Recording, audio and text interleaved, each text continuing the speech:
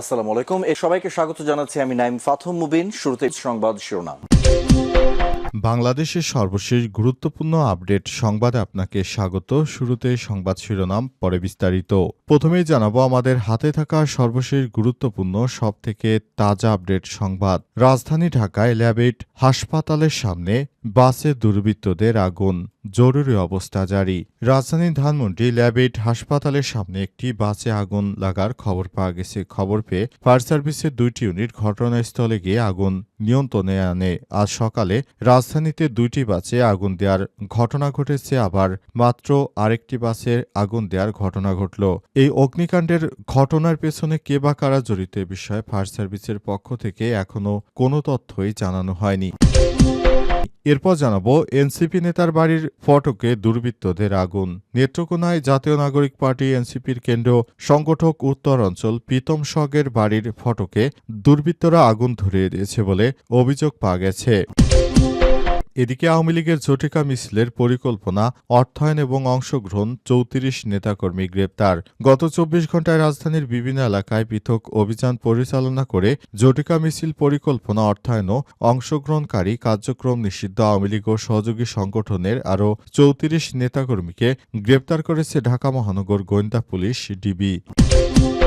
জানাবো রাজধানীর গুরুত্বপূর্ণ এলাকায় সভা সমাবেশ নিষিদ্ধ, ডিএমপির নির্দেশনা জারি। শৃঙ্খলা রক্ষার সাথে সুপ্রিম কোর্ট এলাকা এবং এর আশপাশে সব ধরনের সভা সমাবেশ, মিছিল, মানববন্ধন ও শোভাযাত্রা নিষিদ্ধ করেছে ঢাকা মহানগর পুলিশ ডিএমপি। সোমবার Dhaka metropolitan police commissioner Sheikh Mohammad Sajjad Ali স্বাক্ষরিত এক গণবিজ্ঞপ্তিতে এই তথ্য জানানো হয়েছে। এবং সর্বশেষ জানাবো গোপনে এফবিআই প্রধানের চীন সফর, জানা গেল কারণ।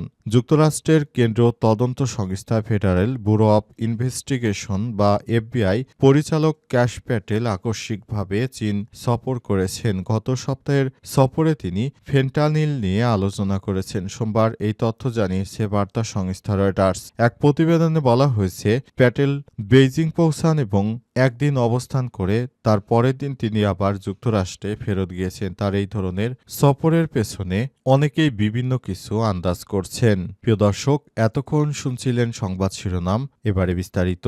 তবে তার আগে বন্ধুরা অনুরোধ থাকবে এই সংবাদটিতে একটি লাইক দিন। এই চ্যানেলে আপনি নতুন হয়ে থাকলে আমাদের সংবাদটি দেখতে দেখতে চ্যানেলটি সাবস্ক্রাইব করে রাখুন। কমেন্ট করে বন্ধুরা আপনার মূল্যবান মতামত জানিয়ে দিন আপনি বিশ্বের কোন দেশ থেকে বা বাংলাদেশের কোন স্থান থেকে আমাদের সংবাদটি দেখছেন এবং শুনছেন। আর বন্ধুরা সংবাদটি আপনার সোশ্যাল মিডিয়া ফেসবুকে শেয়ার করে বন্ধুদেরও দেখার সুযোগ করে দিন। এবারে বিস্তারিত। আর গাজা যুদ্ধে আপনি যদি নিরীহ ফিলিস্তিনিদের ভালোবেসে থাকেন, কমেন্টে ইয়েস লিখে বিশ্ববাসীকে জানিয়ে দিন। এবারে বিস্তারিত। ধানমন্ডির ল্যাবেট হাসপাতালের সামনে বাসে আগুন। রাজধানী ধানমন্ডি ল্যাবেট হাসপাতালের সামনে একটি বাসে আগুন লাগার খবর পাওয়া গেছে। খবর পেয়ে ফায়ার সার্ভিসের 2টি ইউনিট ঘটনাস্থলে গিয়ে আগুন নিয়ন্ত্রণে কাজ শুরু করেছে। সোমবার 10 নভেম্বর রাতে এই অগ্নিকাণ্ডের ঘটনা ঘটে। খবর পাওয়ার সঙ্গে সঙ্গে মোহাম্মদপুর ফায়ার স্টেশন থেকে 2টি ইউনিট সেখানে পৌঁছে আগুন নেভানোর চেষ্টা শুরু করে। ফায়ার সার্ভিসের নিয়ন্ত্রণ কক্ষের ডিউটি অফিসার খালেদা ইয়াসমিন ঘটনার বিষয়টি নিশ্চিত করেছেন। তিনি বলেন, ধানমন্ডিতে ল্যাবেট হাসপাতালের সামনে একটি বাসে আগুন লেগেছে। খবর পেয়ে মোহাম্মদপুর স্টেশন থেকে 2টি ইউনিট ঘটনাস্থলে গিয়ে আগুন নিয়ন্ত্রণে কাজ শুরু করেছে। তবে বাসটিতে কিভাবে আগুন লেগেছে অথবা ঘটনাকালে বাসটিতে যাত্রী ছিল কিনা কিংবা এটি পার্কিং অবস্থায় ছিল কিনা সে বিষয়ে এখনো কিছু জানতে পারেনি ফায়ার সার্ভিসের এই কর্মকর্তা। জানা গেছে বাসটির পাশ দিয়ে 7 থেকে 8 জন তরুণ হেঁটে যাচ্ছিলেন। হঠাৎ করে বাসটিতে আগুন লেগে যায়। এটি নাশকতা নাকি দুর্ঘটনা তা এখনো নিশ্চিত নয়। অগ্নিকাণ্ডে কোনো হতাহতের খবর তাৎক্ষণিকভাবে পাওয়া যায়নি। ফায়ার সার্ভিসের ঘটনাস্থল থেকে পরিস্থিতি নিয়ন্ত্রণে কাজ চালিয়ে যাচ্ছে। এর আগে ভোরে রাজধানীর মেরুলবাড্ডা ও শাহজাদপুর এলাকায় ভিক্টর পরিবহনের 2টি বাসে অগ্নিকাণ্ডের ঘটনা ঘটে। 2টি ক্ষেত্রে আগুন নিয়ন্ত্রণে কাজ করেছে ফায়ার সার্ভিসের কর্মীরা। বর্তমানে এখনও থমথমে অবস্থা বিরাজ করছে। এই ধরনের অগ্নিকাণ্ড দেখে সবাই হতাশ, কারণ এগুলো অনেকেই বলছে শেখ হাসিনা রায়কে ঘিরে আওয়ামী লীগ নাশকতার চেষ্টা চালাচ্ছে, যাতে করে সেসব অগ্নিকাণ্ডের কোনো ঘটনা দেশ জুড়ে না ঘটে। এনসিপি নেতার বাড়ির ফটকে দুর্বৃত্তদের আগুন। নেত্রকোনা জাতীয় নাগরিক পার্টি এনসিপির কেন্দ্রীয় সংগঠক উত্তরাঞ্চলের প্রীতম সোহাগের বাড়ির ফটকে দুর্বৃত্তরা আগুন ধরিয়ে দিয়েছে বলে অভিযোগ পাওয়া গেছে। রোববার ৯ নভেম্বর দিবাগত রাত ১২টায় উপজেলার গজিনপুর এলাকায় ঘটনা ঘটে। রাজনৈতিক বিরোধের জেরে দুর্বৃত্তরা আতঙ্ক সৃষ্টি করছে বলে দাবি করেছেন প্রীতম সোহাগ। তিনি বলেছেন, যখনই আমরা বাসায় না থাকি তখনই এই ধরনের কাজ করা হয়। আমাদের বাড়িঘরকে পুড়িয়ে জ্বালিয়ে দিতে চায় তারা।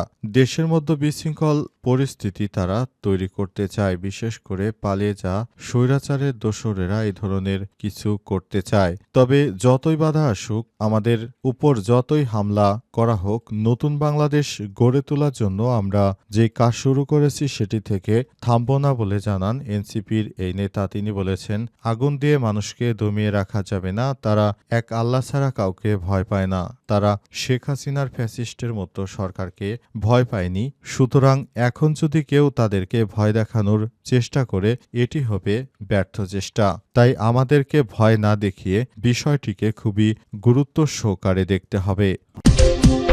আওয়ামী লীগের ঝটিকা মিছিলের পরিকল্পনা অর্থায়ন অংশগ্রহণ ৩৪ নেতাকর্মী গ্রেপ্তার। গত ২৪ ঘণ্টায় রাজধানীর বিভিন্ন এলাকায় পৃথক অভিযান পরিচালনা করে ঝটিকা মিছিল পরিকল্পনা ও অর্থায়ন অংশগ্রহণকারী কার্যক্রম নিষিদ্ধ আওয়ামী লীগ ও সহযোগী সংগঠনের আরও ৩৪ নেতাকর্মীকে গ্রেপ্তার করেছে ঢাকা মহানগর গোয়েন্দা পুলিশ। ডিবি এদের মধ্যে ডিবি রমনা বিভাগে ২ জন, মিরপুর বিভাগে ৪ জন, ডিবি সাইবার বিভাগে ১৩ জন, ডিবি মতিঝিল বিভাগে ৪ জন, ডিবি ওয়ারি বিভাগে ১ জন, ডিবি উত্তরা বিভাগে ১ জন, ডিবি তেজগাঁও বিভাগে ১ জন, ডিবি লালবাগ বিভাগে ৩ জন এবং ডিবি গুলশান বিভাগে ৫ জনকে গ্রেপ্তার করা হয়েছে।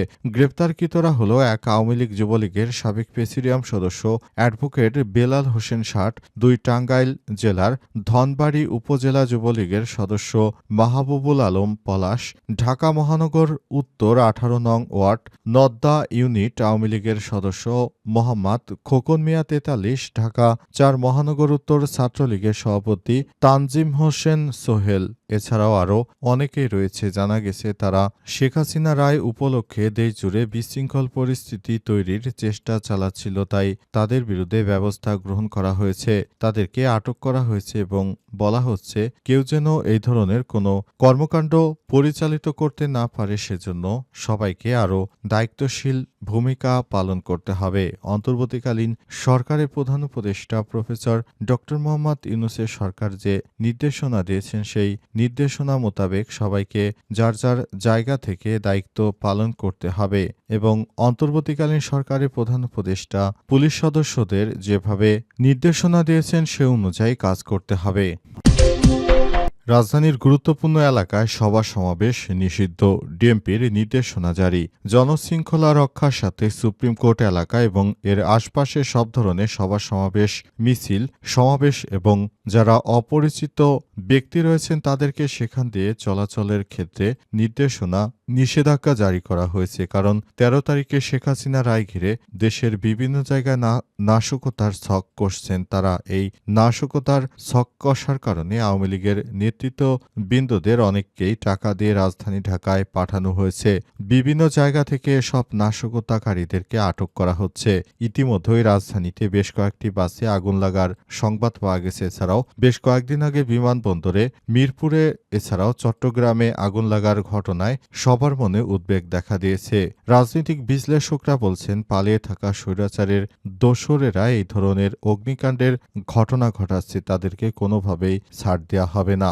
অন্তর্বর্তীকালীন সরকারের প্রধান উপদেষ্টার নির্দেশনা অনুযায়ী দেশটাকে সুন্দরভাবে সাজিয়ে তোলার দায়িত্ব আমাদের সবার। আসুন সবাই মিলেমিশে দেশটাকে সুন্দরভাবে সাজাই, পুলিশ সদস্যদেরকে সর্বোচ্চ সহযোগিতা করি। তারা আমাদের নিরাপত্তা দেওয়ার ক্ষেত্রে সবথেকে বড় ভূমিকা পালন করছেন পুলিশের সদস্যরা। তাদেরকে সর্বোচ্চ সহযোগিতা করি, দেশটাকে ভালোবাসি, বিদেশে অর্থ পাচার না করি, নতুন বাংলাদেশ গড়ে তুলি।